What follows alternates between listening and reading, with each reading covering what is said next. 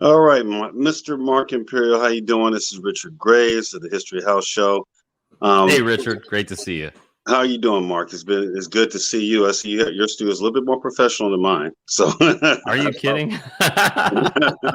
No, great to see you. I mean, besides like Facebook chat and stuff like that, I think I haven't had a conversation with you or heard your voice in probably over 30 years, man. Damn, man. It's great to catch up with you. Make me feel old. Yeah, it's been a minute. Yeah, you're right, man. So, first of all, let me let everybody know Mark Imperial is probably one of the foundational people of house music in Chicago. He had the label House Nation Records early on. I think we were all teenagers at the time. And Mark, I remember meeting Mark shortly after he released J'adore Dancer, and I believe that was on DJ International Records. Can you talk to everyone a bit and tell them how you even got into house music to begin with, what your background is and everything? Yeah, well, making me think back now. That J'adore was 1985. So how old were we then? You know, I think we were like 14 or 15, man. Yeah. I couldn't even drive myself to the recording studio to record that. My dad would drive me, so that was crazy. No, back in the day, like this perspective. I'm from the suburbs of Chicago, so I'm not like a downtown Chicago house music guy, you know. Mm-hmm. So my perspective of the scene back in the day was typically the teen clubs. Like you're Aurora, yeah. So I was Downers Grove, Aurora. So my scene was the suburbs, you know. Our highlight was Sunday nights at Dillagat's in Addison, Illinois, the teen club. And even and before that, I was on roller skates, man, at Westmont Roller Rink, listening to Fast Freddy DJing and that. And from the roller rink to Dillagat's, the teen club. Mm-hmm. So getting into house music for me was just an evolution of what we were doing. Cause like I DJ'd for whatever reason. I think it was, you know, we were all listening to WBMX at the time, right? Yes, we were. So WBMX, the hot lunch mixes, and that was like the highlight of the day. Wanted to, you know, spin those tracks myself. So I did what everybody else would do. I called up the station, and I remember calling the station to find out what kind of a mixer I should get. And you know who answers the phone? They put me on the phone. I called WBMX at lunch, and they put me on the phone with Mickey Mix and Oliver. I'm like, what? Wow. I'm talking to Mickey Mix and Oliver, and he's telling me to get mixers like Newmark and go to Midwest Stereo in the city. I'm like, I don't have a car, so I called my friend Doug. My friend Doug drives me to the city. We go get this mixer. I had the mixer with it didn't have a fader, like a crossfader. It had knobs. So you had the knobs. So I was like spinning like this. Remember that one? Yeah, I remember that one. So you know, I did what everybody else did. I got the mixer, I got the equipment, and I started to DJ in my bedroom. So DJing in my bedroom until I got good enough to be like, okay, let's go to these teen clubs. So I'm hanging out at the teen clubs. Finally, like approached Julian Jumpin' Perez, who at the time, you know, he had what we call residency now. Dillagat's. Yeah, residency. Back then it was just like, he spins at Dillagat's. I was like, hey man, you know, whatever. And you know, he invites me to spin when nobody's there, warm up the crowd, play the slow song so he could take a break, you know. So I did my time, you know. I did that, and then eventually worked my way to be able to play a few sets during the night. Next thing you know, house music is exploding in the area, and I did the next natural thing. I said, man, I want to make one of those tracks. So I started to explore the equipment, the drum machines. A friend of mine, Ralphie, the Raz Rosario, of course, my first record, J'adore, was with Ralphie. So I showed him what I was working on in the bedroom. He's like, that's a great track. Let's go finish that track. So he helped me co-produce J'adore. And then sort of the rest is history. So that was like circa 1985, man. Yeah, I remember back then, shoot, I had just started doing parties also. We did parties on the Aurora. We would go to Dillagas, or we go out to Main Street, the skating rink out in Downers Grove. And we did our thing. And then, like I said, I got to meet Benji early on. And that's how I got your record. And that's when they told me who you were. I thought it was an import. I said, this got to be an import. And Benji's like, nah, man, this guy, he's from Downers Grove. You should know this guy. I said, who? He said, Mark Imperial. I said, Mark Imperial? I said, okay. And I asked Julian. He said, yeah, he's at Dillagas. So, and then that's when we found out, we were very proud of you because, everything else before that, pretty much, I think you were the first one out our way to make a record because Hitman didn't make hit tracks, I think, until like 87, the first hit tracks. And I think he might have done some stuff. He might have did a remix for DJ Pierre before then, but the first person from out here that really got on was you. So we were like proud of you, man. So I appreciate it. Yeah. And that my influence was all those Italo disco records that we were listening to back in the day, all the imports and stuff. That's what I listened to. So of course I mimicked that sound, and that's what came out. Wow, man. And after that, I remember you made J'adore. And then we come out. What was out here? We come out. I think you guys were doing parties. The guys at Bolingbrook doing parties out and about. And I think you guys were doing parties like at an Elks Club out here in Downers Grove or something. And we come out, because, it's, we're from Aurora. So there's different girls out here. So we come out and hang out. And I remember you started your label, House Nation Records. And I remember Jason's Revenge when it came out. Now, how did Jason? Everybody. That's that one is Jason's watching. Everybody. We all freaked out. We heard that, man. I mean, I still remember the first time hearing it on the radio, and I think it was Ralphie, my friend, played it the first time on WBMX during the hot mixes, and that was an accomplishment, man. Like I was so proud to hear that, like in the hot mixes. But yeah. No Name, the group No Name, I was introduced to them by a friend of mine, Greg, who had been producing music with me, and we did some freestyle tracks and that. And it was a cousin of his, Juan, that was working with the group No Name. And they brought the track with me, to me. And it was, it was just an idea, a concept at the time. And as a producer, producing the record, the producer's role is to come up with the sound. Like, what's the sound going to be? So I said, you know what? I had tracks I was playing with in the bedroom, of course. So I had the 909 with that famous tom track that we used on it. Yeah, boom, ba-doom, boom, ba-doom, ba-doom, boom. Like that was literally a tom track that I was just messing with on the 909. And then at the time, if you recall, here's a little insider secret. People may not have recognized this, but remember the import track. I'm going to botch the name. It's like Liaisons Dangereuses. Oh, yeah. Liaisons Dangereuses. Yeah, Los Niños y Los Niñas. And the other track with that hard snare drum. Right. What I did was I just sampled that hard snare drum and we threw it into Jason's Revenge. So that's how they did that. Yeah, if you ever wonder where that came from, it was that. And it was a crazy, insane way we did that, because back in the day, that was 1985, 1986. So to make that happen was insanely difficult. It wasn't like today, you just sample it, stick it on a little timeline on the thing, and you're done. Back then, man, do you want to know how that's done back then? Yeah, please tell me. So I had the oldest sampler ever made. It was like the Akai, what model was that? It was an 8-bit sampler. Thing was about the size of a microwave oven. Wow. And it held like 6 seconds of a sample. But it was a huge thing. And then the sound would you'd save the sound on a disc. So I literally saved the sound, that snare drum from the record, on that Akai S612. And now to get it on the track, you have to have it play like, psh, psh, psh, like a snare drum. Mm-hmm. So we used a Roland single line sequencer, an MSQ. I remember those. Okay, if you remember that little box, a little MSQ recorder, and usually you're sequencing keyboard lines or whatever. I'm sequencing a snare drum through a whole song.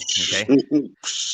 Yeah. What makes it worse is that when you have to bring that to the studio, you have to take that thing, that sequence that you made for an entire song, the 6-minute song or whatever, and you have to save it somewhere. There was no floppy disk or anything at the time in the 80s, or none of that in that MSQ. You had to save it using a tape recorder, like a cassette recorder. Oh, yeah. Yeah, so we would link that thing up to a cassette recorder, and it would make all the noises, all that stuff, and it would record this thing on a cassette. And we would carry the cassette recorder to the studio with the MSQ, and we'd be like, shit, got to load up the snare. and so you would literally, each line at a time, we would load up the snare sequence, and we'd record a pass on the 24 track. Then we're like, okay, got to do the bass line. You would take that cassette recorder, we would load up the bass line. Literally, it was one track at a time from this MSQ 100. It's so funny to think about it now. But we did some work back then. That is, when I talked to Man Parrish, and, it's like looking at how technology moves. When I talked to him and they did Boogie Down Bronx and him and Raul Rodriguez, he told me how when they used to record, that was before they had MIDI. I don't even think they had Sympty yet. And he would talk about how Sync 24. They would have to run it and then stop and then catch the beat and then keep running it again. And how they would measure the tape when they would cut stuff and link them together. I was like, oh my God, how did you guys do it? But even when we were doing stuff like that, compared to how the kids do it now, is grab a program, put sample here, put sample there, run it, get an MPC 1 or MPC Live or something, and that's it. They're done. It's like minutes. We had to pay for studio time and man. So wow, I did not know that, because I remember the snare. When you made Jason's Revenge, when you guys did that, you and No Name, everything about it was different than what was already out. Because at that time, that was shortly after, I think, Bring Down the Walls, it came out, some of that stuff, Move Your Body, Marshall Jefferson. But when that bad boy dropped, it was so different. I remember that record dropped at the same time House Nation dropped, the Farley's House Nation. So they went together well in the mix, man. But that boom, boom, boom, boom, boom, boom. We knew you could tear a party up when it would drop, and that boom, I mean, so now I know. I had no idea, because I thought, but I guess I should have thought. We had no drum machines that did that back then. We didn't have any MPCs. We didn't have even emulators back then. So that was something. Wow, that's amazing, man. So when you guys made that. I mean, what happened? I mean, your label just blew up. It had to blow up. You got to tell me. Yeah. So when I was on DJ International from J'adore, and then I did my first track, I think that Jason's Revenge, was the first release on House Nation. I believe. Yeah. 86. So it was definitely a great freshman release. So it was a great outing for the label. And it grew in popularity pretty quickly, mostly, Chicago land. What they liked overseas and what they liked in New York, obviously, was so different. And that's another learning lesson from back in the days. I have tracks that blew up overseas that did absolutely nothing in Chicago. Really? Yeah. So it's amazing. Like Laurent X Machines, when I working with Vinny Devine. And Lonnie and those folks, when we did Laurent X Machines, it was acid house, but it was what they started to call wild pitch here. If you recall wild pitch. Yeah. And we did it before that term even existed, but that's what it essentially was. It was just building layer upon layer upon layer upon layer of music. It did nothing in Chicago, surprisingly. it was an acid house track, but it was definitely a little bit deeper. Mm-hmm. But if you went to Record Mirror in the UK, it hit top 3. That was like the record that launched our name and our label in the UK, and in Europe was Lauren X Machines. But if you were to think about that here, and you mentioned that around in Chicago, you probably won't get a lot of recognition from Lauren X Machines. And what year was that when that dropped? That was, I believe, 88. Was it 80? Yeah, I think around 88. Lauren X Machines, right around the time of Love I Lost.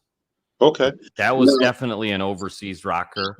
All the and it was strange. All the sales were licensed, so we didn't get the bulk of the money from that because we licensed it to other labels outside, out of the country. So U.S. sales low, overseas sales great. I guess that happened with a lot of stuff back then. Now, I was going to ask you, I was told, now I joined the military shortly after this record came out, and they told me you did it. And I was like, I don't know who did it, but they said you did it. The New Beats to House with the sample of Kraftwerk, with the Kraftwerk, it's more fun to compute. And give me a fat do. Did you do that? New Beats to House was a licensed record. I licensed it for House Nation here.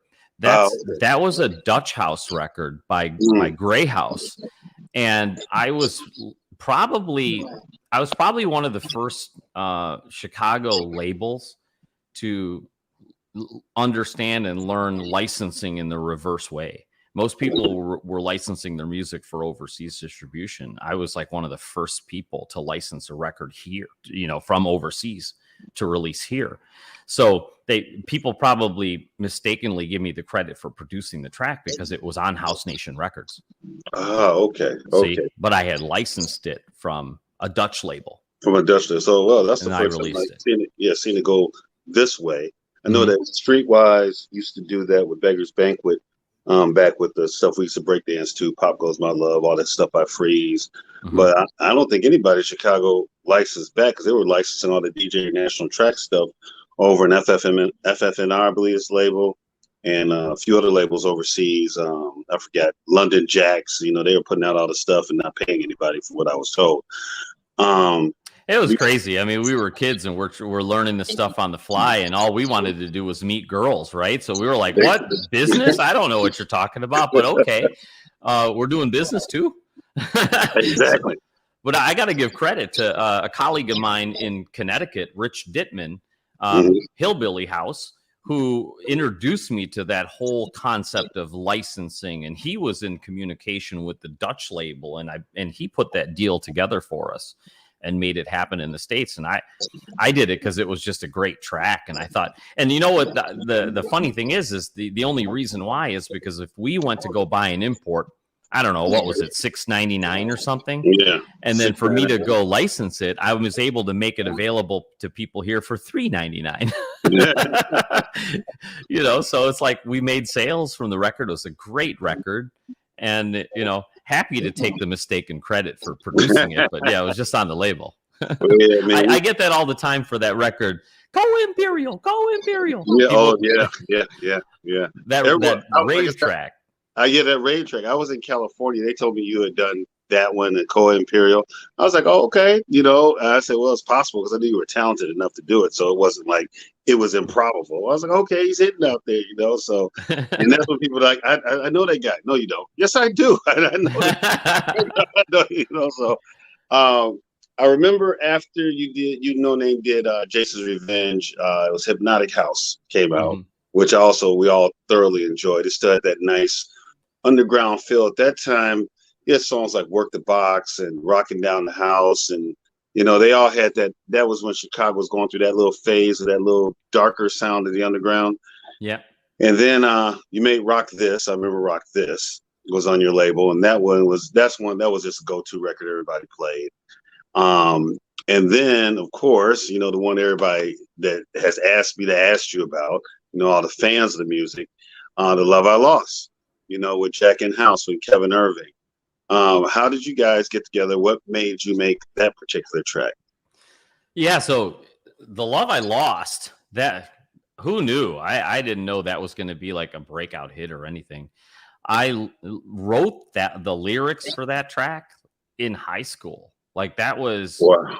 literally just like a goofy high school poem or whatever I had written. Mm-hmm. And at the time, I think I had just gotten back from New Music Seminar in New York City when I was hanging out with Chip E and DJ International Records, and Kevin Irving was along for the ride. And there's probably pictures out there somewhere that we have to confiscate. But I just recall having a conversation. I'm like, hey, man, you want to check out these lyrics I wrote? I don't know. I have an idea for a beat, and let's just see what happens. There was no rhythm to it. There was no, nothing, no cadence to the track whatsoever. Literally just put Kevin on the microphone, played a bass line that I'd been working on with a basic beat track. And then he brought that song to life, like the lyrics to it, the way that it sung. And then from the basics of that, it just evolved. I wrote the rest of the hooks, wrote a second verse to it, and it just kind of built from there. Just kind of it revealed itself, if you will, just a jam session. Mm-hmm. No intentionality, because a lot of my tracks, because I wasn't a singer, right, and I wasn't like musically inclined. I was a DJ, but I kind of knew, as a producer, I knew sounds and I knew what made people move. So I just had a vision. A lot of my tracks early on, like J'adore, it was spoken word. It wasn't like, it was more almost rap, if you will. And my influence there was Bobby O. She Has a Way. All those tracks were my influence. So I'm like, man, I did songs like Exotic Lover, J'adore Danse. mm-hmm. And I'm like, okay, that's going to be my sound, Mm-hmm. But then when I brought Kevin in the studio and he sings, then it became, okay, Mark, you're going to have to sing now. So I just did background vocals on that song. He carried the leads and I did background. And layered it up, man, and it just kind of took a life of its own. And I was really surprised that it went as far as it did. Didn't expect that.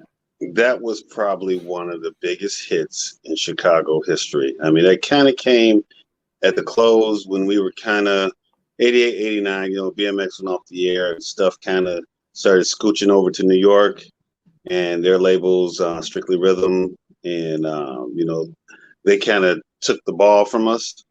But that was, a lot of our guys went overseas. I think Steve Farley did. And, but that was like the pinnacle of Chicago. And it's odd, people don't like to give the suburbs any credit. I think the thing that makes us a little different than the guys in the city is that there is that Italo disco influence, and the electro we listen to as B-boys and WBMX, and be it Julian or Ralphie or Mickey or Kenny or Farley, the range of music they played, and we played for pretty mixed crowds all the time. Blacks, Latinos, Asians, whites. So we played kind of the best of all worlds. And I think they gave us a little broader, it was bigger to us than just, okay, we listened to Frankie Knuckles and we like disco, like a lot of people tried to forward that narrative. I think we had a lot of influences going. And like I said, when that record dropped, man, it was, I know Mike had, I remember Mike did one of the remixes on there, Hitman, and we would play it, and the crowd, to this day, that is one of the songs that has to be played. If you do a Chicago set, they're waiting for you to play that song, and you better play it at some point or you might get booed. So you got to play Marshall's, Move Your Body House Anthem. You got to play Steve's Jack Your Body. You got to play Farley's Funkin' with the Drums at some point. And you got to play The Love I Lost, and you got to play hit tracks. People want to hear those because those were the pinnacle of how records are being made out here, man. I appreciate that. Yeah, I'm super proud of that, and really never expected it. And you made a great point about like the perspective in the suburbs, and I never thought about it the way you put it, but it's true. We had to really appeal to a broader audience out here. Because you go to the city, and when I would go out as a teen and go to downtown to go to a club, you're hearing a lot of obscure. Maybe you're going to a new wave club. Maybe you're hearing like early Jesse De La Pena spin, right. You're at Medusa's or something, and you're hearing like straight up, new wave, like new wave. But in the suburbs, you can't get away with that all night. People will be complaining and clamoring, and they want to hear a little bit of mix of everything. So we were kind of, it created a different blend out here. Yeah, it really was different. But that's a great point you made. Oh yeah, it was very different. I mean, and I think Julian had a lot to do with that. We all went to Dillegas, and Julian was another one. Julian played music. Julian is one of the guys that could go play an all-black club and rock it down. He could go play in the suburbs, go play in the north side, south side, west side, all Latin club.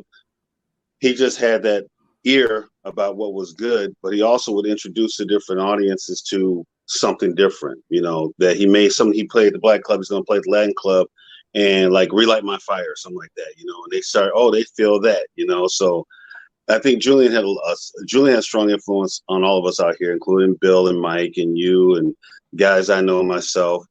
So I think that's what made us a little different, as far as DJing. Nothing against the Chicago DJs. I don't want a bunch of emails and messages. We know you guys are where house started, but we were out here too. I mean, we tune in the radio and get BMX. So, and we went down to the clubs down there. I remember going to like the music box and hearing Ron Hardy. When I was talking to Tyree, I told him the first time I heard Ron Hardy, I'm like, what's the big deal? Because see, we were trained, you got to be on beat, got to blend these records, got to keep it moving, play about 3 or 4 minutes in and out and make it do something. And so when I heard Ron Hardy, I'm like, first I'm like, this dude's off beat. That's the first thing I come up with. This dude's off beat. What's the big deal? Then the next thing I know, he's playing Future Acid tracks, and he's got people climbing up the walls. And I'm like, what is he doing? He had that emotional control and the records he picked and how he played them. I learned a lot from watching that, because I was like, man, because, again, we were trained to be technical. We're going to be on beat like radio DJs, but it was different in Chicago. I picked up some things for those guys. But you're right. Again, like I said, out here, we had to be able to play for all crowds. And I think that made us be able to play pretty much anywhere, Hey, I always wanted to be the guys from downtown, but I couldn't pull off that music that long without irritating people. I wanted to be that hip, like, let's play cool music nobody's ever heard all night. And you mentioned Ron Hardy. My first experience with Ron was through my colleagues Vinny Devine and Demetrius, my producing colleagues. Now I'm gonna drop my camera for a minute, but you'll still be on. So please continue that story, okay? Yeah, absolutely. So Vinny Devine and Demetrius, they used to, when they would come to my studio and we would make tracks, we would just be up all hours of the night making tracks. They would take these tracks on cassette and they would go to the warehouse, or they would go to the factory on the west side of Chicago and downtown, places that I didn't go with them. And they would come back and tell me the feedback that they played I didn't expect it, but they'd be like, yeah, Ron played our cassette to the crowd. And I'm like, he played our cassette? And they would say, man, they lost their minds. And like you said, they were climbing up the walls to these tracks. And then that's when we were like, okay, well, let's actually release this then. So what was cool about them is they were so, they would take chances, and they were so edgy in the city. They would play tracks right off of cassette tapes just to see how they would go in the crowd. Like, we wouldn't do that out in the suburbs. I only started doing that much later, playing like unreleased tracks in my sets. But man, I thought that was so cool that they would play cassette tapes at like the factory and the warehouse. Yeah, and I apologize, people. I had to makeshift and do some things with my phone. You're right. When the guys come out, Demetrius I met before, and they work close with Larry Hurd and Marshall and all of them. And they would tell me, I remember when I first bought Mystery of Love, I first heard Mystery of Love at the warehouse, or at the music box. And I was like, oh my God, what is that? Larry had given Ron a tape of it. When I went and bought the record, I was disappointed. I'm like, what the hell? This isn't what I heard, because they would have those real raw mixes. Yep. And let me tell you guys something about the music box. And Ron Hardy would play. We're not saying climbing the walls figuratively here. People would literally be climbing up the speakers, climbing up poles. It would become crazy. I mean, and it's just the people were just that enamored by how he rocked the music. A lot of people talk about Frankie Knuckles being the godfather of house music. I'm gonna say this, and I'm probably gonna get the hate mail, but I'm gonna say that's Farley and Ron. Really, that's Farley, Jackmaster Funk, and Ron Hardy are the ones that really made the essence of Chicago house music as DJs beating the box. And that, no disrespect and not taking away nothing from Andre Hatchett or Lil Lewis or Steve Hurley, any of those guys, but I'm at to say it's Farley and Ron. They really were the essence of house music as far as DJs are concerned in Chicago. The things they could do were utterly amazing. Hey, amazing folks. They're all creators in their own right. All credit to Frankie taking it to New York City and really taking it to another level. It's everybody has a platform, and as you mentioned, Farley and Ron's platforms were underground and they were big time. But everybody's got their platform and everyone's a creator. So absolutely credit to all. And I'm glad you said that, man. A lot of times I don't know if you've seen some of the debates on Facebook or, when the guys get into it, I'm not going to mention the names of the guys get into it, but everybody who's trying to say that they were the first and it was us, and me and Benji would talk about it. And honestly, it really was a collective effort. Everybody played their part and everybody brought something to the table. Mm-hmm. When you talk about Farley or Steve Hurley or Julian Perez, or when you're talking about producers like Marshall Jefferson or Vince Lawrence or Larry Hurd or Adonis, and you're talking about us out here. You talk about you or Mike Hitman Wilson, or Bad Boy Bill even, we all made this thing move in these regions. We used to throw these parties out here. We would invite you out all the time to Aurora or Elgin or Bolingbrook. And we would bring out Hot Mix 5 guys, and we bring out, we brought the party to the suburbs, because a lot of the kids didn't get to, we got to the city a lot, but they didn't. So we would bring it out here. And I think that helped the music really solidify as a regional thing. And I think that it's no real one person you say is like, okay, yeah, he's created house, or this guy created house, or this record label. It started on the south side, started on the west side. I think everybody was really doing their thing because we all had that influence of dance music and we were all going towards the same goal, trying to do the same thing. I always say there's an expression, the notes were already there before Mozart came along, it's like everybody just created from the same notes. You know what I mean? Everyone's a creator. They all have a platform. So there's like no need for a debate about that. Everybody contributed, right? And they all did their part. The only thing I will say is no, house music did not come from New York. It comes from Chicago, people. No disrespect. I'll be with you on that. Yeah, no disrespect to Larry Levine and now on. We know Frankie came from New York and they started the Warehouse, and that was a point in history. However, house music originates from Chicago, period. So that I'm going on record to say that. I'm going to remind you about one time I came out to Bolingbrook. You guys hosted a DJ battle, West Suburban DJ battle. And I came out and I entered the battle. And I met you a couple times. You say, yeah, man, you should go in this battle. So there's two stories I got to tell about you. One was that come to the battle and Phil K. Swift and Troy Guy, they were local guys too. We were all friends. And we come to this battle, man. You had a lot of DJs. And eclectic music. I go in there and I start off with like "We're Rocking the Planet" by Hashim, and I threw everybody off like, what? And anyway, ultimately I think I placed second right after Troy. I believe I could take losing to Troy. Troy was bad. He was a cold DJ, man. But yeah, it was fun, man. You had it packed. It was packed out in there, man. There was people out the door. And I got to play for that crowd and I had fun. And, and he's like, oh, man, you're pretty tough, great DJ. And I was like, that kind of made my year that year. It's like, Mark Imperial says I'm a good DJ. Well, I meant it then because I don't take that lightly. Yeah. No, that's awesome. And then there was one time there was a party that you guys were doing over at, where Proviso West was in Proviso West was in like Hillside. and across the expressway was like a Holiday Inn or something. And this is when Bill went to Proviso, and I, I'm an old B-boy, I'm a break dancer, so when Mike brought Bill out and he was doing this thing, I'm like, I could beat that guy, I mean, I'm always thinking battle back then. I want to battle that guy because I'm like, how are they going to bring this little guy here to do all this, and he ain't hiring us or whatever. But I went over to the party and Bill was there. And I guess they got back to Bill I was talking crazy about. I was like, I want to battle this guy anywhere, anytime, blah, blah, blah. At that time, I would have did it. Right now, not so much. But back then, I was still able to get the scratching on and stuff. And I'm handing out flyers, and I'm talking to you. And I think it was a party I hired you for. We were talking. And then Bill came up and said, who's this Richard Graves guy? He talks a lot of crap, blah, blah, blah. I said, yeah, it's me, man. I said, we can battle right now. And he's like, okay, we can battle right now. He was like, you probably won't want to do that.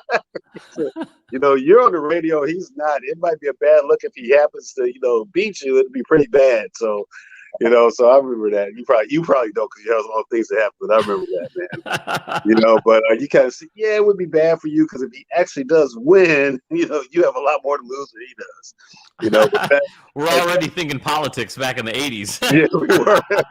But at that time, would I've got Bill at that time? Maybe. Now, not at all. No, he's not doing what he does because Bill is a bad dude. That dude. I remember when he got into the DMC battle for Chicago. That's when he had took it to him. That's when I stopped scratching, man. Him and Richie Rich made me stop scratching. When I saw DJ Richie Rich and Bad Boy Bill when they did, I think that was 88 or 89 that DMC battle. I saw both of them. And Bill whips out a dildo and scratching, and Richard Rich is doing all. I'm like, okay, I'm done. I'm gonna start just blending records. Let me elevate my game, becoming a mature DJ now.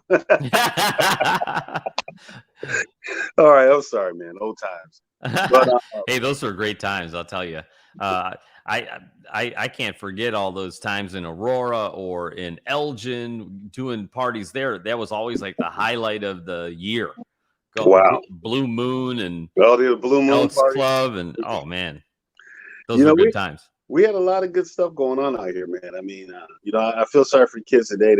We had a lot of fun and we got to know each other, from different towns through the music. I mean, we would go to Bolingbrook or go to Downers Grove or Oak Brook. We were all over the place, man. North, west, and south suburbs. And we got to know a lot of very good DJs from different areas, man. So, and like I said, we would bring you out, everybody wanted to see you, so we put Mark, it got to the point one time we put you on the fly, we didn't even have to get a Hot Mix 5 guy, we just put Mark Imperial on there. Oh, people know Mark Imperial's going, everybody came, so. Oh, that's fun. And I remember before I would come out to your shows, we would spend the whole day, Demetrius would come over and I'd be like, okay, let's do an unreleased track. So we would be in the studio beating a brand new unheard track just so that I could bring it on a 4-track and play. During my set, so people would get to hear something they never heard before. So that was always fun. Yeah, and you always brought it, man. You always came. Your mixes were always good, man. You always had some new music. I remember one time, the song "Groovin' Without a Doubt" that was on KMS that Kevin Saunderson did Inner City. So I love that label. Yep. You came out one time, and that was one of those records that if you missed it, you didn't own it. So I never had a copy of that record. So I was like, damn, that was like one of the staples. We had to have it. You came out, I think you had a remix of it or something that they did in 88. And you rocked the hell out this remix. I'm like, Mark, you got to give me that record. You're like, I'm not giving you this record. Wait, where am I going to get a record? You're like, I'm like, come on, man. He's like, nope, sorry. I'm like the only one that exists. Oh, man. So, like I said, you'd always come out. We had a good time, man. And everybody respected you, bro. And like I said, all the guys in the suburbs are just proud of you for having your label and pushing the line and making some incredibly good music. I mean, the music you made, I don't think you made one record that I did not think was good. And that's saying a lot. I appreciate that. Yeah, you were very consistent with it, man. So what did you do after Love I Lost came out? I know you did the Lauren X stuff. What else did you guys do? Yeah, so after Love I Lost and Lauren X, I mean, when music started evolving, it changed the whole marketplace, as you saw. House music wasn't the focus anymore. The attention went elsewhere. The attention went to the rave scene, frankly, if you recall that. So, we tried a few tracks back in the day, like Free Mike Tyson. That did okay. But the music kind of it evolved from house music into rave. So right. that's just kind of where it went. And if you stuck around with house music, you weren't getting heard. So that like, it's only come back around most recently. And it's like, okay, now we're done with all the trends. We're back to like the basics and the club music and the house music. So yeah, I went through evolutions of stuff. You know, I was still DJing the clubs at the time. I think after Love I Lost and that, I started working for Walter Payton's companies out here. So that's when I was DJing at America's Bar, Pacific Club, the Big Kahuna, 34s in Schaumburg. So just DJing clubs and just dabbling in music at that point. Did a couple of rave tracks and helped a couple other folks. But that was about it. Not much in the producing front or on the label side at all. Ever since the heyday of the house music and Chicago music in the 80s. Yeah, I think that's the last time I saw you. When I came home on leave, I was a Marine. I think I might have been in uniform. I don't remember. But at 34s, I went to Walter Payton's club, and I think I spoke to you, were DJing. You're like, "Hey, man, good to see you," and all that stuff. And after that, man, everybody started doing life, you know. And then, that would have been 1994 or 1995. Yeah.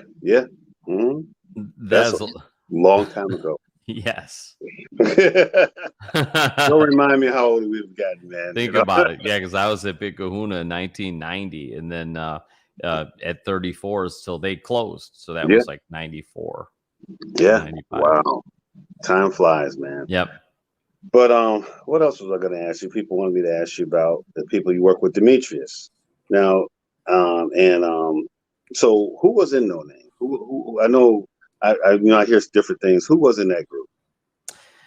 Let's see. So Juan Saenz was the producer of No Name. That was Greg Polito's cousin, who's in Texas now and produces a lot of great Latin artists there. But the main players in No Name are Sean Shagag, if you recall Sean Shagag. And, memory escapes me, but it was like a whole group of them. I'll tell you. But Sean Shagag was the one on the lyrics, and he was really the visionary behind the group. And then Juan was the musician. So he would put the music together. And as the producer, I came up with the sounds that we were going to use for the track. So that's what that's the magic behind production. You've got your producer with the sounds, you've got your musician for the actual notes, and you've got your writer or your lyricist for the vocals. Okay. And how'd you with Hitman? How'd you guys hook up? You and Mike Hitman Wilson. Gosh, I've known Hitman so long, and just through DJing, and I believe our first introduction might have been through Tony Batoy. Okay. And from DJing at the Rainbow back in the days, and Mike, as they call it now, was the resident DJ for Rainbow and for all of Tony Batoy's parties. So I would see him out there DJing. This is way before we did music. We were just DJing. And then, the music scene came along, and then I was producing tracks, and he started doing remixes and that. And I just recall inviting him over when I was doing the Love I Lost. And he hadn't hit it big yet. He was just about to hit it big. And I hope that, his collaboration on Love I Lost helped him catapult to that, because he went on to do amazing things. But like Love I Lost, I think when I first had him come out and help me, I said, "Hey, help me do the mix on this." And he did the Hitman mix of the Love I Lost, which was the most popular version played in the clubs. And but at that time, he hadn't done all the legendary stuff yet. So I was super excited and happy to have him first, if you will. Yeah. He literally was in the basement with me cutting tape up, and we were editing that stuff and remixing Love I Lost. And then after that, he hit it big with remixes for Inner City and I mean, you name it. And it was so cool because I got to tag along. He'd call me and say, "Hey, I'm going to see Kevin Saunderson in Detroit. You want to come?" I'm like, "Yeah, let's go. Pick me up." He'd pick me up. We go fly out to Detroit, and go hang out with Kevin Saunderson. So I got to meet Reese and Santonio and hang out with them, and that quickly became some of my favorite tracks, like you mentioned, that I played at the parties. That you wouldn't give me, but that's okay. Yeah, and it was awesome. I remember buying my first Yamaha keyboard, that little DX100, I think it was. Oh, I remember that. That was the Detroit sound. That was that inner city Kevin Saunderson sound. Wow. When I was in Detroit, he showed me. I'm like, that thing? That was it? I mean, it was like about this size. It was like this, you know? Right. I'm like, that thing is the legendary sound of Detroit? Where can I buy this thing? Right. So he took me, literally, Kevin drove me and Mike to, on 8 Mile or whatever the road is there, to a music shop where he buys all of his equipment, right? And they show me this DX100, and I'm like, okay, I'll take it. Bought it right on the spot, and just to take it home and mess with it, But I was like, I had to have the sound of Detroit and start to play with that. But yeah, that was me and Hitman, man. Amazing times, great times, in the studio producing with them, and it's just been a blast. Wow, man. Well, like I said, bro, I told Mike we were proud of him for being from Aurora. We were proud of you also, like I said, coming from Downers Grove, being a suburban guy. Somebody from Dilligaff scene, that kind of brought our essence to everything, and I think you and Mike got us some respect out here. And then, I got to DJ a lot of places in Chicago, because people, oh, you're from where Hitman's from and blah, blah, blah. And people got to know us. And like I said, we would see, I always wonder how we always knew where everybody was at, though. We had no cell phones. And somebody, how did we how the hell do we know where to go? And we always end up either at Denny's or Perkins or something at the end of the night. I'm like, how the hell do we know? Like, it was amazing. I was talking to Quick Mix Mike and George Scott, who did some of the parties at the Blue Moon, and we were like, how the hell do we always end up? And no matter where we were all DJing at, somehow, from Bolingbrook to Aurora to Elgin, we'd always end up at some Denny's somewhere at 2:30 in the morning, talking about the mixes that we did and the people that we saw, the girls that we saw particularly. So, somehow we knew where to get the flyers out to, and we knew who's having a party so we can get the flyers and we could snipe their parking lot or whatever it might be. But yeah, we always managed to run into each other, and we knew. And let's face it, when you throw a party out in the burbs,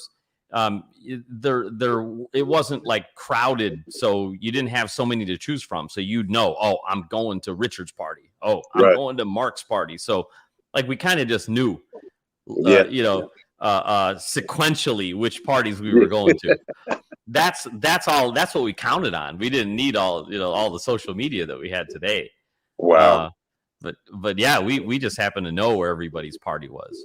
Wow. And that's crazy. Just it reminds me, I remember being at one of your parties in Aurora spinning, and I get a phone call, and it was probably a page on my beeper or something at the time, right? And somebody was telling me, hey, you know what? Are you at Dilligaff's? Because Derek Carter is here singing The Love I Lost. Oh, God. Do you remember that? Yes, yes, I do. Derek Carter, amazing guy. Love Derek. He was a singer before he was a DJ. I know. When he was working at Gramophone. Yeah. And he was saying. Yeah. And I remember I was like, what? So, I'm not the type of person like to take issue with any of that. I'm like, it's a compliment to me. Right. I was complimented. So I went up to Dilligaff's and I met Derek, and I'm like, dude, that's awesome, man. I love your rendition of Love I Lost. You want to come out on the road with me? And so that's how I met Derek Carter. Wow. He was like, I don't know. I guess he was singing Love I Lost because he said it was his favorite song. So he was out performing it at different clubs. And I was in Aurora. I remember when I got that page from somebody at Dilligaff's telling me that he was there.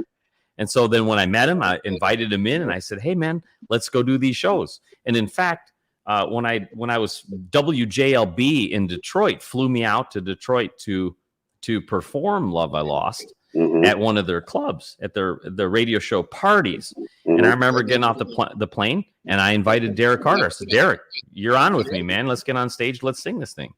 So I was putting him in front and center in my shows. And this is long before he DJ'd. How about that? I remember that. See, that's why Mark was much more successful than I was as a DJ. Because see, like I said, I would have went the whole different direction with that. He would have made friends. I'd have showed up like, "What are you doing?" You know. You But battled. yeah, I battled. I had a whole battle mentality. I didn't get out of that till probably by the time it was over. I finally got over it. You know, because again, and let me be clear about it. I was a break dancer, so you know, everything was I'm going to battle this guy. We're going to break against each other. We're going to DJ against each other. If you weren't part of my squad, we're battling. You know, so it took me a minute to get back. I was a kid, you know. Benji's the one that kind of slowed me down. I was like, you don't got to battle everybody. You can be I'll tell friends. you though, you never know what the evolution's going to be, because I so applaud and look up to Derek for what he's accomplished. Yeah, beyond that. He's done a lot. Like he has done a lot. I remember doing teen nights at Doc Weeds. Oh, I remember in Lombard in the Yorktown Mall parking lot. Yes, we were doing yes. teen nights, and I would have Derek. Like we were just already, you know, singing "Love I Lost," performing it at all these little clubs, and then you know, we're throwing parties, and he's like, "Hey, let me DJ." And this is when he just started DJing, and I'm like, "Sure, man, come on in." So like he did his first DJ gigs, if he recalls, at like Doc Weeds. I remember that. You know, I got to give it to you, Mark. You let us spin a lot because I spun at Doc Weeds a couple times. There was Sunday night parties. I remember I had finals due, and this was my senior year in high school. And we were sitting there, we were writing, we were getting like, I said, well, I got to go DJ at Doc Weeds. Let's just go. And we left and we went and we spun. You know, I like I said, that's just your personality. There are different sets that you would just invite us to and let us DJ. And that helped get our brand out there. And I appreciate that because there were places that I think you had this DJ at Doc Weeds one time. I went out there, DJed a couple times. I believe, I don't know if it was 123 Club, ABC Club. I can't remember. Somewhere in Chicago. You were doing, oh, no. I remember now. You were doing a set at the, what's the name of that place? I was over there in Milwaukee. I forget. It come back to me, but it was a hall. Centrum. The Centrum. And you had me come out there. You had me come out there and spin. And it made me look so cool. I just started dating this girl from Romeoville, right? And I said, hey, I'm going to Chicago. I'm going to go DJ. Mark Imperial's having me out DJ at the Centrum. And she was like, really? I'm like, yeah, seriously. She didn't believe me. I introduced you to her when I brought her out there. Say, this is Mark. She was all shocked. You made me look real good that day. That's all I can say. I came in with Crater Records. You know, I'm like, I'm going to DJ. Oh, this is Mark Imperial. Hey, that was our chief aim, man. That was our chief aim. Girls. Always look good. Yeah. Yep. So, man, man, I remember that, man. You, like I said, you opened doors for a lot of us out here. You guys from Bolingbrook, guys from Aurora. And I appreciate that, man. You know, because a lot of people, you know how people can be. I wish more people were like that. That was my biggest gripe back in the days. Like it was like everybody was like crabs in a bucket, man. They're just trying to pull you back down. And it's like, I didn't understand, because at the end of the day, come on, man, we all share a fan. We all share a customer. And I used to try to point out, I'm like, why do you think like hip hop was successful and house music struggled? It's because everybody there is trying to raise each other up. They know they share an audience, so why not guest on this person's record and expose your talent to their fan base and vice versa? Because we all share a customer. But at the end of the day, when everybody is trying to be protective and not, it just keeps everybody down. Yeah, it hurt us. It hurt the city. It hurt Chicago. And I think that's why, you know, we went with the rave. You know, I remember when I started hearing the music change, like when Get Down, everybody came out, you know, it was kind of changing.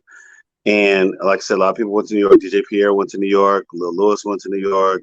A few people went overseas. And I remember going to the Red Zone in New York and realizing, oh yeah, they got this now. They got the ball. And like with Masters at Work and those guys in New York and Todd Terry and all of them, they were able to take it to another level. You know, they kept the ball moving. You know, so it was bittersweet. You know, because I knew we had so much opportunity here. I think that there were some bad choices made in regard to which records that got pushed on a national level. I always say, people say records I feel that should have been national is If You Only Knew by Chippy, Ralphie's song Used to Hold Me, of course, Fantasy Girl by Pierre, and The Love I Lost. Those would be the four songs I think could have just those should have been pop hits, in my opinion.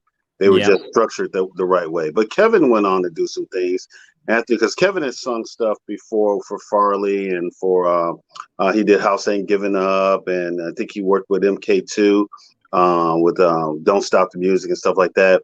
And then he went on, and of course he did If You Only Knew, So when he went on, I think he went on to Club Nouveau. Yep. For a while, and he did that, so he did pretty well. I know, rest in peace, he had passed away, obviously, but we had some pretty good vocalists back then. We had Robert Owens, we had Xavier Gold, Liz Torres, Keith Nunnally, Daryl Pandy, of course, and Robert Owens, of course, and then Kevin. Kevin had the voice of House of Chicago. You listen to his songs, that was Chicago. So so. Really amazing talent. And who else was going to ask you about? Now, we talked about Ralphie a bit. All right. Now, Ralphie to me is probably one of the smoothest DJs I've ever seen. And Ralphie, I brought Ralphie out the most. That was the guy I hung out with the most out of Hot Mix 5 guys, except for Julian, of course. And me and Ralphie got pretty cool. He was always a straight up real guy, pretty mellow, always pretty mellow. But man, that dude can mix. Mm-hmm. He can mix. And his records, I mean, the dude is a great producer. When he did Used to Hold Me, and then remember when he did the song I Want Your Love with the sax. I mean, that dude was good, man. How was it working with him when you did Your Door? Oh, tremendous. Because Ralphie, of all the Hot Mix 5 guys, I mean, the style that I really was drawn to was Ralphie's style, because he played a lot of the tribal tracks. He played a lot of the imports, stuff we loved. I mean, Julian was edgy too, really drawn to that style. But Ralphie was the perfect producing partner for J'adore, because I just knew musically what drove him. And then when I played the track for him the first time, it just clicked. He's like, wow, this is the track. So it started with a big mess of drum machine programming I did in the bedroom, and then he got to hear it, and he's like, wow, listen to that 727 percussion, and then take it to the studio. And it was tremendous. I believe Ralphie introduced me to Dane Roe Wade, who had the studio that we worked on that track with. And then before we took it to the 24 track studio, we did the pre-production at Dane Roe Wade's studio. And they got my vision instantly. We clicked musically because we had the same influences: Bobby O, Italo Disco, the tribal tracks. So it was an amazing experience. But we thought, like I told you before, we thought that was an import. I was telling Tyree when I Know UFOs came out from Detroit, I thought it was an import. Mind Games, we thought was an import. And we were prepared to spend the $8.99, $7.99, $3.99. And J'adore Dancer was like, okay, we gotta go get this record. So we get on the train, we go down to imports, and we see Stacy, and we're trying to sing the song, of course. We're messing it up. And because we had heard it that weekend on the radio, Ralphie probably was playing it.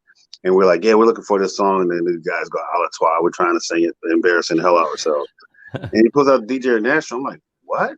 This is not an import? I said, who's Mark Imperial? Okay, so, man, it's still a smooth record, man. It was just, it did capture that essence of Italo Disco, but it was still house, though. You had that Chicago feel, but it had that feel, man. And so, like I said, nothing that I've heard you make was produced wrong. It was all produced very good, man.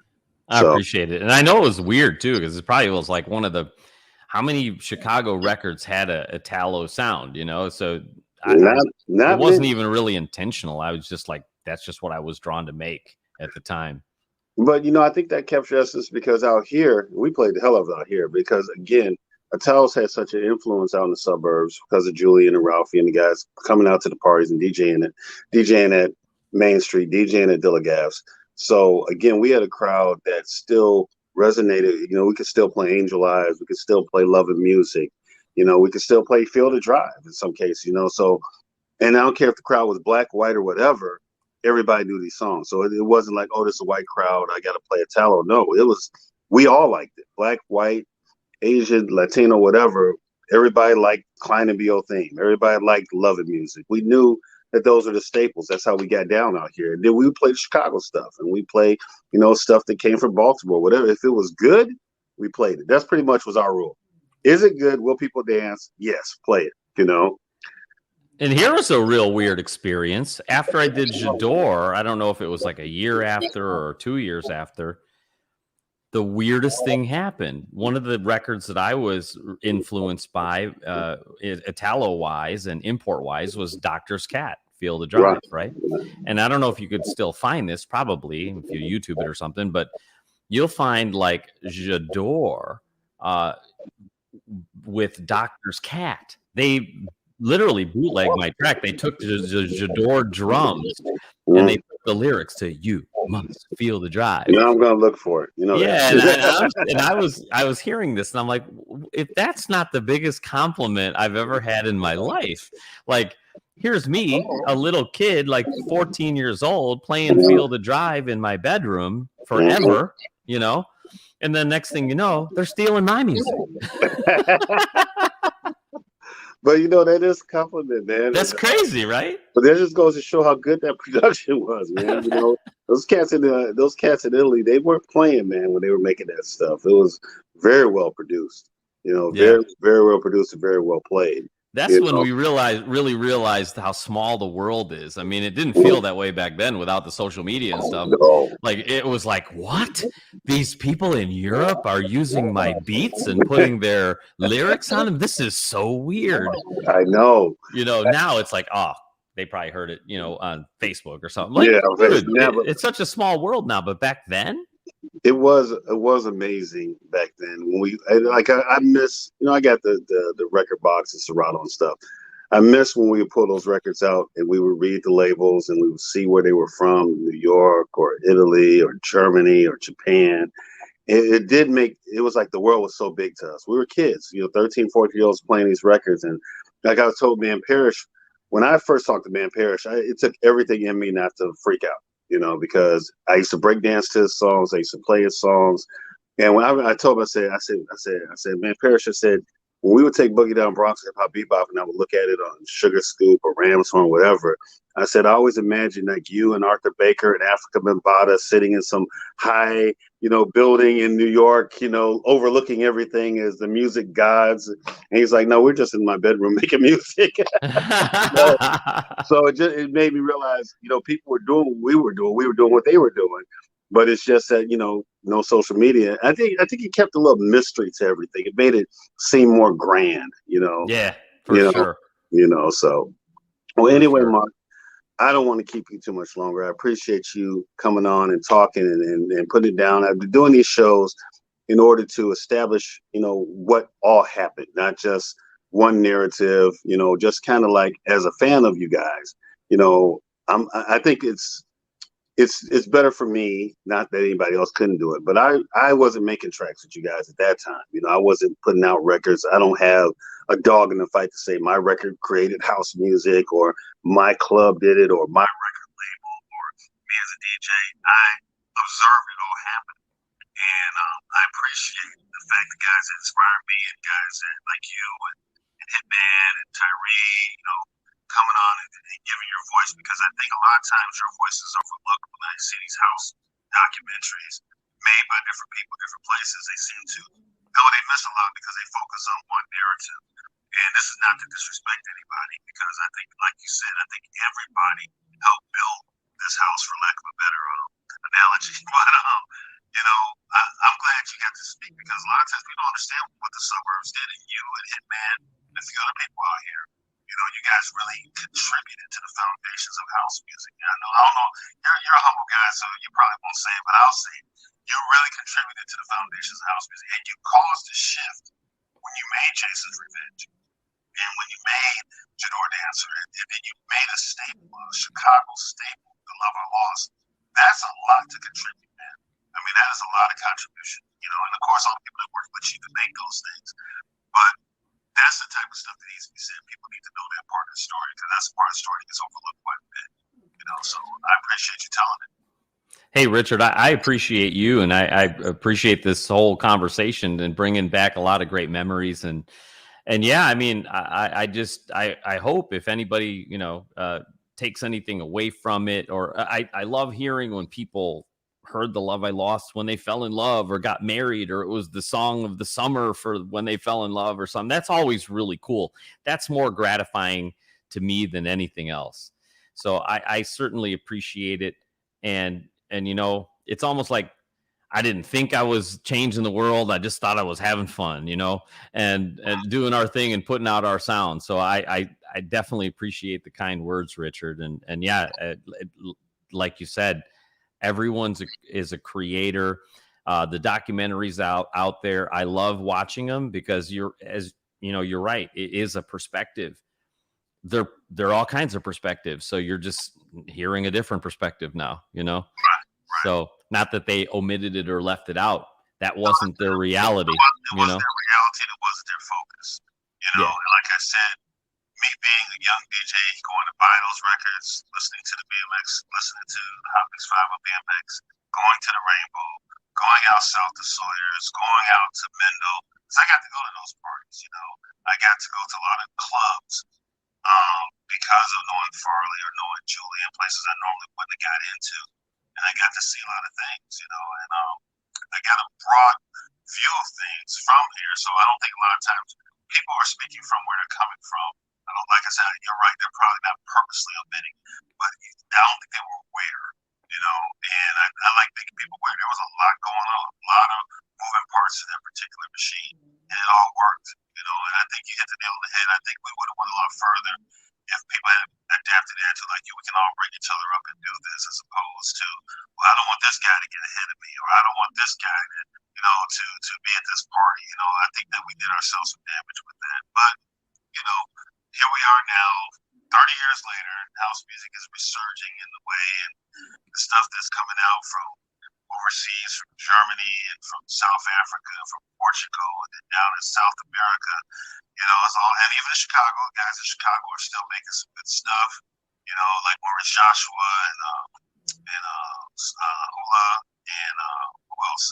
It's just it's so many I can't remember, but I know Maurice. I recently bought his stuff. You know, so you know we still got some bangers coming from Chicago, but I think that we influence dance music across the world with how the structure of how we did things. I think kind of set up dance music in general, regardless of what type we're talking about, because of the foundational work we did in Chicago. And I think the new generations are learning from, you know, what we built, and they're just making it better and doing better business as a result. So that's always a good thing. Yeah, it's a lot easier now. They don't have to, you know, run around trying to find labels. They got Beatport and they got Track Source. You know, they got ways to get the music out and heard. You know, we had, you know, I remember one time, this is my last story, but you I came over to your house a couple of times. My friend Jeremiah, and you were like, yeah, come on over. We come over. You had your stuff in the basement. We come in. And I'm like, oh my God. I was at Mark Imperial's house. And nobody believed me. I'll go back to work. I was at Mark Imperial's house on Sunday. No, you weren't. Yes, I was. How could you possibly? That's how famous you were to everybody. I'm like, I was there, you know, but like I said, I remember I come over to the place. So I had made this what you think, oh, that's cool. So I would take it over to DJ, you know, and like I said, I appreciate you, man. You were always a straight up guy, man. And that says a lot, you know, because you had every reason to have the biggest ego, but you didn't. You know what I'm saying? You made one of the biggest hits in Chicago history, and you didn't have an ego about it. You know, you were still you. And I respect that, man. Well, thanks, Richard. I appreciate you. All right, brother. Did you want anything finally say, anything you're doing that you want people to be aware of now? Hey, you know what? We're going to be working on some music. I still do it for fun, and it's been on my list to just do some more tracks now from the just from the heart, things that I want to hear out in the clubs, and got some colleagues overseas that'll give it some play in the UK. So you never know. We might have some music coming out pretty soon. All right, man. Well, when you do, I'd love to have you back on.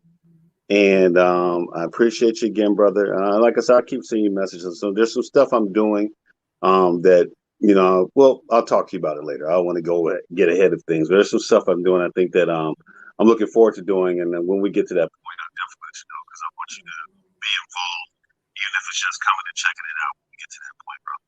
All right. Hey, looking forward to it anytime, Richard. All right. So I'm about to go ahead on my little phone. One of these days, I'm getting to the studio.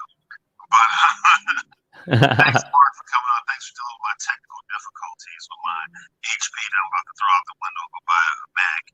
And you take it easy, brother. Stay in touch. And, once again, praying for everybody that, we all stay healthy, and looking forward to talking to you again, brother. Thanks so much, Richard. Take care, everybody. Take care.